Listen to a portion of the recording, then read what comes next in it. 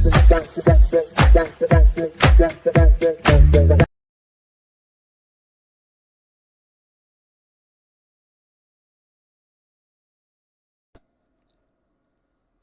Hello வணக்கம், நான் உங்கள் சிங்கார். Welcome back to my YouTube channel. So நம்ம இன்றைக்கி இந்த வீடியோவில் என்ன பார்க்க போகிறோன்னா, மை ஆல்பம் கலெக்ஷன் இன்னொரு எபிசோட். ஸோ ஏற்கனவே இந்த செக்மெண்ட்டில் நான் நிறைய வீடியோஸ் போட்டிருக்கேன். ஸோ அதெல்லாம் பார்க்காதவங்க ஒரு வாட்டி செக் பண்ணி பாருங்கள், உங்களுக்கு பிடிக்கும்னு நினைக்கிறேன். அண்டு பிடிச்சிருந்தா லைக் பண்ணிக்கோங்க வீடியோவை. என்னோடய சேனலை மறக்காமல் சப்ஸ்கிரைப் பண்ணிக்கோங்க. அப்போ தான் நான் போடுற வீடியோஸ் உங்களுக்கு நோட்டிஃபிகேஷனாக சேரும்.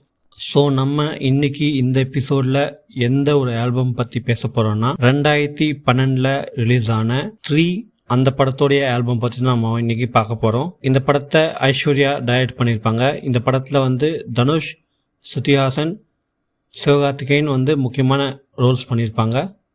அண்ட் இந்த படத்துக்கு மியூசிக் அனிருத். இந்த படம் தான் அனிருத்தோடைய முதல் திரைப்படம் ஆஸ் ஏ மியூசிக் டைரக்டராக.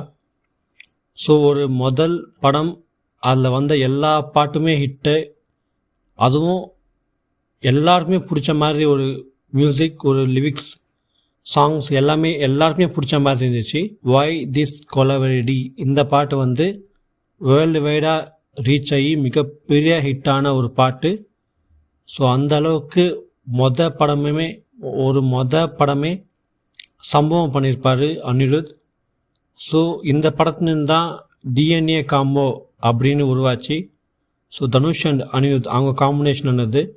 ஸோ டிஎன்ஏ இவங்க 2 பேருமே சேர்ற ஃபிலிம்ஸ் எல்லாமே பிளாக் பஸ்டரான ஒரு ஆல்பம் தான். ஸோ அது எல்லாமே எல்லாருக்கும் தெரியும். ஸோ இன்றைக்கி நம்ம இந்த 3 படத்தோடைய ஆல்பம் பற்றி டிஸ்கஸ் பண்ணலாம். ஸோ இந்த 3 படம் 2012 அந்த டைமில் ரிலீஸ் ஆச்சு. ஸோ எல்லாமே இந்த படம் பார்த்துருப்பீங்க அண்ட் எல்லாமே இந்த படத்தோடைய பாடங்கள் நிறைய வாட்டி கேட்டிருப்பீங்கன்னு நினைக்கிறேன். ஸோ எனக்கு பர்சனலாக ரொம்பவே பிடிச்ச ஒரு ஆல்பம் சொல்லலாம் தமிழில். அதே முக்கியமாக தனுஷ் அவருடைய ஃபில்மோகிராஃபிலையும் சரி, அனிருத் அவருடைய ஃபில்மோகிராஃபிலையும் எனக்கு ரொம்ப ரொம்ப பிடிச்ச ஒரு ஆல்பம் இந்த 3. ஸோ இந்த படத்துக்கு மியூசிக் அனிருத் பண்ணியிருப்பார். அண்ட் இந்த படத்துக்கு எல்லா பாட்டுமே தனுஷ் தான் லிரிக்ஸ் எழுதியிருப்பார். எக்ஸப்ட் இதழில் ஓரம் அந்த ஒரு சாங்கை தவிர்த்து மிச்ச எல்லா சாங்குக்குமே தனுஷ் அவர் தான் லிரிக்ஸ் எழுதியிருப்பார். ஸோ இதழில் ஒரு ஓரம் அந்த சாங்க்கு ஐஸ்வர்யா அவங்க தான் லிரிக்ஸ் எழுதியிருப்பாங்க.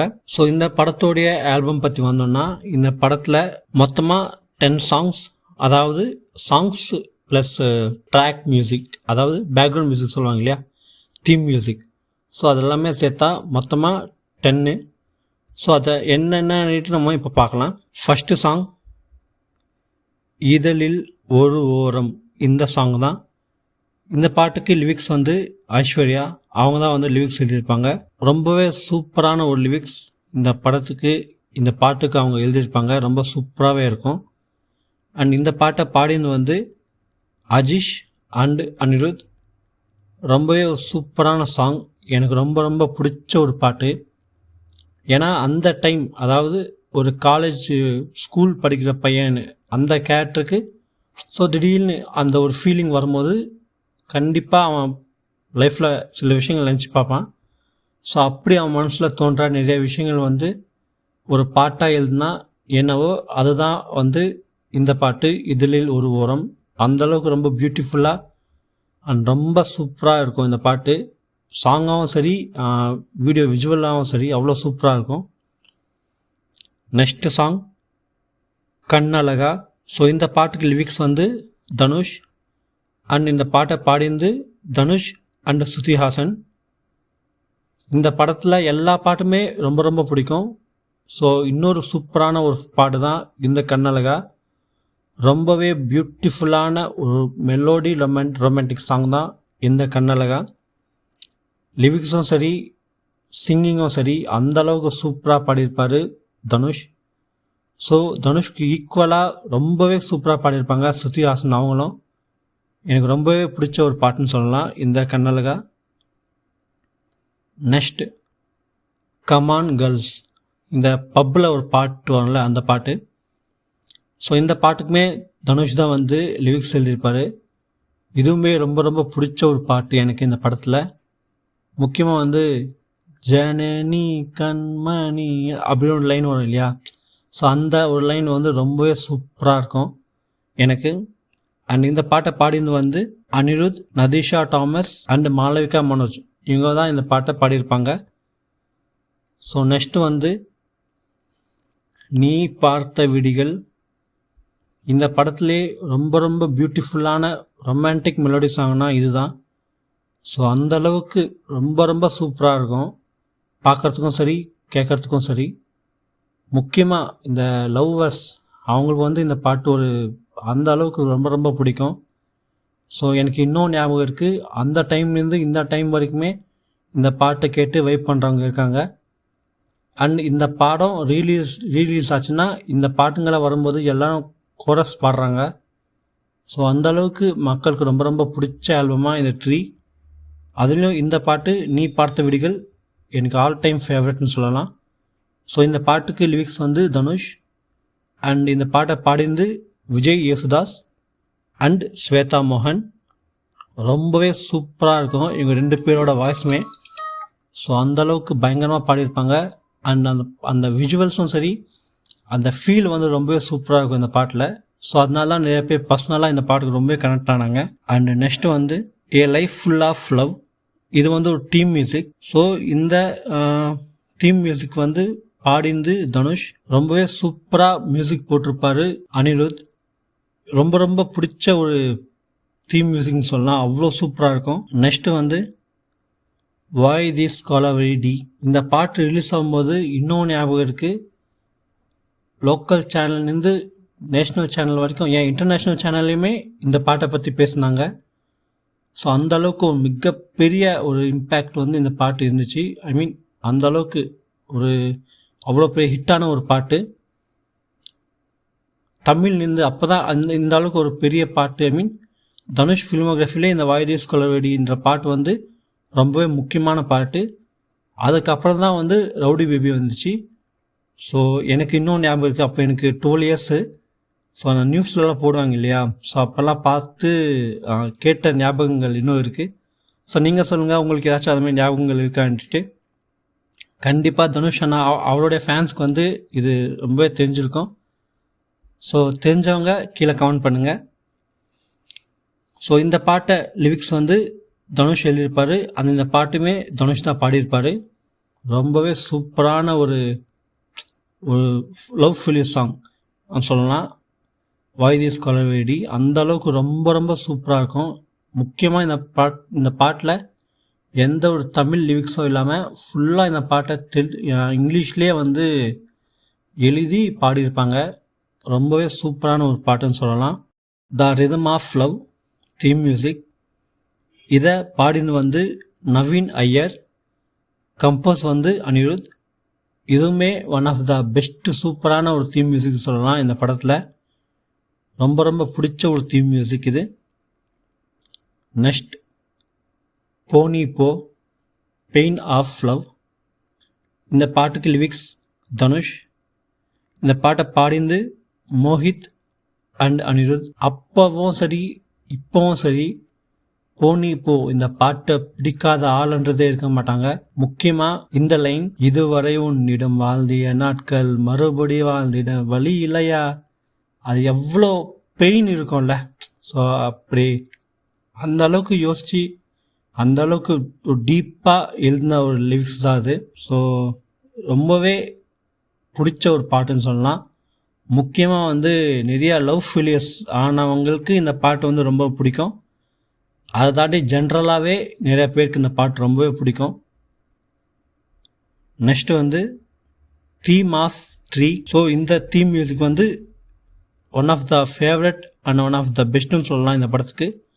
அந்த அளவுக்கு சூப்பராக பண்ணியிருப்பாரு அனிருத். தென் லாஸ்ட் போனி போ ரீமிக்ஸ். இந்த பாட்டை சத்யபிரகாஷ் அண்ட் ஹரிஷ் அப்படின்றவங்க பாடியிருப்பாங்க. இது போனி போவோட ரீமிக்ஸ் வெர்ஷன். ஸோ இதுவுமே கேட்கறதுக்கு ரொம்ப ரொம்ப சூப்பராக இருக்கும். ஸோ இதுதான் 10 லிஸ்ட் ஆஃப் 3 சவுண்ட் ட்ராக்ஸ். எனக்கு பர்சனலாக பிடிச்ச ஆல்பமில் ரொம்ப முக்கியமான ஆல்பம் தான் இந்த 3. ஸோ இந்த பாடம் எனக்கு ரொம்ப பிடிக்கும். ஃபர்ஸ்ட் ஆஃப் ஆல் அண்ட் இந்த படம் புரியறதுக்கான முக்கியமான காரணம் தனுஷ் அவரோட ஆக்டிங் அண்ட் இந்த படத்தை இவ்வளோ சூப்பராக மேக் பண்ணியிருப்பாங்க ஐஸ்வர்யா. ஏன்னா இது வந்து ஒரு சைக்கலாஜிக்கல் ரொமான்டிக் மூவி. ஸோ அந்த இது வந்து ரொம்ப சூப்பராக ஹேண்டில் பண்ணியிருப்பாங்க. அண்ட் இந்த படத்தில் நடிச்ச எல்லாரோட பர்ஃபார்மன்ஸுமே சூப்பராக இருக்கும். தனுஷ் அவரோட பர்ஃபார்மன்ஸ் ஆகட்டும், ஸ்ருதி ஹாசன் அவங்களோட பர்ஃபார்மன்ஸ் ஆகட்டும், தனுஷுக்கு ஃப்ரெண்டாக ஒருத்தர் வருவார் அவரோட பர்ஃபார்மன்ஸ் ஆகட்டும், அண்டு காமெடி போர்ஷன்ஸில் சிவகார்த்திகேயன் அவரும் சூப்பராக பண்ணியிருப்பார். பயங்கரமாக இருக்கும் அவருடைய சீன் எல்லாமே.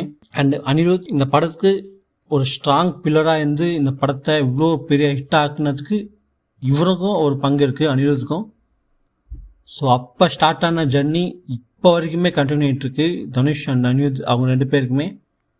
ஸோ நீங்கள் சொல்லுங்கள், உங்களுக்கு தனுஷ் அண்ட் அனிருத் அவங்க 2 பேர் காம்பினேஷனில் வந்த சாங்ஸ் அண்ட் ஆல்பத்தில் உங்களுக்கு ரொம்ப பிடிச்ச ஆல்பம் எதுன்னுட்டு. ஸோ என்ன சொன்னீங்கன்னா நான் 3 தான் சொல்லுவேன். ஏன்னா 3 தான் என்னோட ஆல் டைம் ஃபேவரட். ஐ மீன் 3னா 3 மட்டும் இல்லை, 3 அண்ட் திருச்சிற்றம்பலம் இது 2மே வந்து எனக்கு ஆல் டைம் ஃபேவரட் தான். ஸோ நீங்கள் உங்களோட ஒப்பீனியன் ஏதாச்சும் இருந்தால் கீழே கமெண்ட் செக்ஷனில் தெளிவுபடுத்துங்க. அண்ட் இந்த படம் தமிழ் மட்டும் இல்லாமல் தெலுங்கில் ரிலீஸ் ஆச்சு. அண்ட் தெலுங்கில் இந்த படம் மிகப்பெரிய ஹிட்டு. அதுக்கு முக்கியமான காரணம் இந்த படத்துடைய பாட்டுங்க தான். அந்தளவுக்கு படத்துலேயே தமிழ் அண்ட் தெலுங்கு ஆடியன்ஸை கட்டி போட்டவர் தான் அனிருத். ஸோ இன்னும் அவர் நிறைய படங்கள் பண்ணணும். முக்கியமாக தனுஷ் அண்ணா கூட சேர்ந்து இன்னும் நிறைய படங்கள் பண்ணணும், இன்னும் நிறைய ஆல்பம்ஸ் கொடுக்கணும்னு பார்க்கலாம். இதெல்லாம் நடக்கும், பார்க்கலாம். அண்ட் நீங்கள் சொல்லுங்கள், நான் இந்த 10 ட்ராக்ஸ் ஒன்றும் இல்லை, இந்த 10 ட்ராக்ஸில் உங்களுக்கு பிடிச்ச ட்ராக் எது அண்ட் உங்களுக்கு ரொம்ப ரொம்ப பிடிச்ச பாட்டு எதுன்னுட்டு. ஸோ எனக்கு இந்த படத்தில் எல்லா பாட்டுமே பிடிக்கும். ஒரு பாட்டு 2 பாட்டில் 10னா 10மே பிடிக்கும். ஸோ இதில் 1 அப்படின்ற செலக்ட் பண்ணுறது ரொம்ப ரொம்ப கஷ்டம். ஸோ அப்படி செலக்ட் பண்ண சொன்னால் நான் சூஸ் பண்ணுறது வந்து போனி போ த பெயின் ஆஃப் லவ். இந்த பாட்டு தான் எனக்கு பிடிச்ச பாட்டு இந்த ஆல்பத்தில். ஸோ நீங்கள் சொல்லுங்கள், உங்களுக்கு இந்த படத்தில் எந்த பாட்டு ரொம்ப பிடிக்கும்னுட்டு. ஸோ எல்லாருமே கேட்டிருப்பீங்க. ஸோ உங்களுடைய ஒப்பீனியன் ஏதாச்சும் இருந்தால் கீழே கமெண்ட் செக்ஷனில் தெளிவுபடுத்துங்க. இந்த பாட்டுங்க திருப்பி கேட்கணுன்னா யூடியூப், ஸ்பாட்டிஃபை இந்த மாதிரி ஆன்லைன் ஸ்ட்ரீமிங் பிளாட்ஃபார்மில் ஸ்ட்ரீம் ஆகுது. ஸோ செக் பண்ணி பார்த்துக்கலாம். அண்டு ஸோ அவ்வளோதான் இந்த எபிசோட் மை ஆல்பம் கலெக்ஷனா 3. இந்த வீடியோ உங்களுக்கு பிடிச்சிருந்தா லைக் பண்ணிக்கோங்க. உங்களுக்கு ஏதாச்சும் ஒப்பீனியன்ஸ்னா கீழே கமெண்ட் பண்ணிக்கோங்க. தனுஷ் அண்ணா ஃபேன்ஸ் அண்ட் அனிருத் ஃபேன்ஸ்க்கு இந்த பிளேலிஸ்ட்டு இந்த வீடியோவை ஷேர் பண்ணுங்கள். மறக்காமல் என்னோடய யூடியூப் சேனலை சப்ஸ்கிரைப் பண்ணிக்கோங்க. பக்கத்தில் பெல் ஐக்கான் கிளிக் பண்ணிக்கோங்க.